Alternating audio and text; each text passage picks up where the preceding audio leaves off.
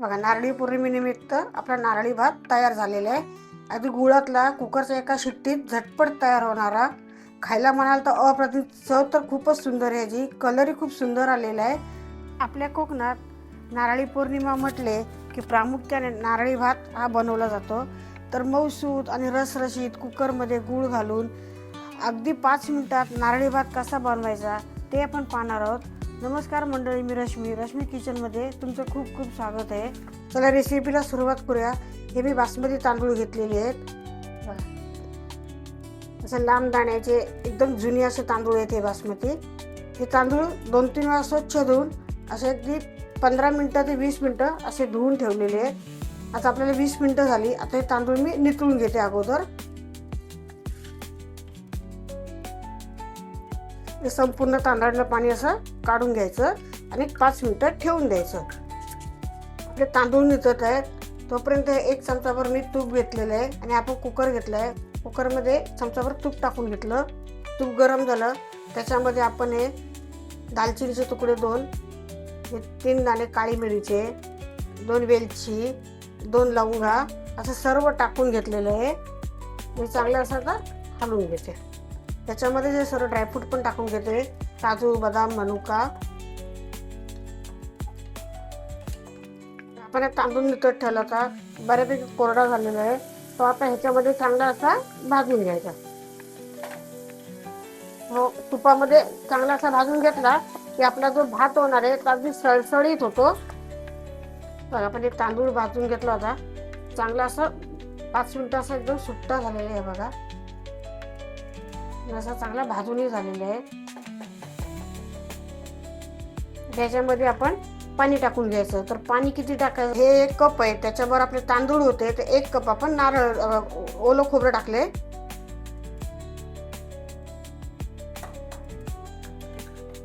तेही चांगलं असं हलवून घ्यायचं. मध्ये 1 कप मी नारळ पाणी ओतून घेते.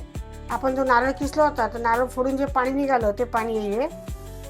तुम्ही नारळाचं दूध किंवा पाणी, साधं पाणी टाकलं तरी चालेल. ह्याच्यामध्ये मी 1 कप नारळ पाणी आणि 1 कप साधं पाणी टाकून घेतलेलं आहे. 2 वाटी पाणी टाकून घेतलेलं आहे.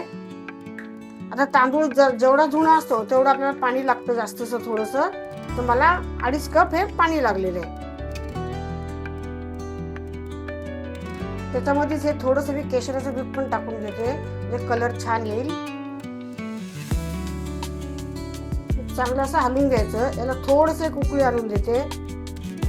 तर ह्यामध्ये आपण 1 कपभर दूध टाकून घेणार आहोत, गूळ टाकून घेणार आहोत. प्रमाण किती सोपं आहे पहा. 1 वाटी तांदूळ भिजवून घेतला होता, त्याला 1 वाटी खोबरं आणि 1 वाटी गूळ टाकून घेतलेलं आहे. गुळाऐवजी तुम्ही साखर टाकली तरी चालेल, पण हल्ली बरेच जण साखर खात नाहीत म्हणून गूळ. आता गूळ वितळेपर्यंत हे चांगलं असं हलवून घ्यायचं.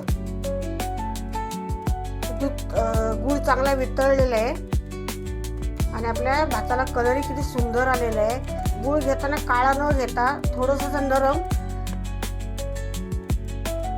सर कलरचा येतो तो घ्यायचा. तर काळा गूळ घेतला तर आपल्या भाताला जो कलर आहे तो एकदम असा काळपट येईल. तो थोडासा पिवळा घ्यायचा गूळ आणि नरम घ्यायचा, म्हणजे पटकन गूळ हा वितळला जातो. त्याला मी झाकण लावून घेते. 1च शिट्टी द्यायची. एका शिट्टीमध्ये आपला भात तयार होतो. कुकर 1 शिट्टी होऊन कुकर थंड झालेला आहे, तो मी आता खाली उतरवून घेते.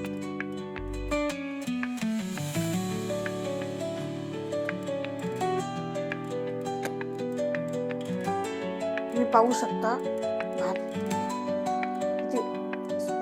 किती मोकळा झाला तो पहा. मग मी दाखवते शिजला की नाही.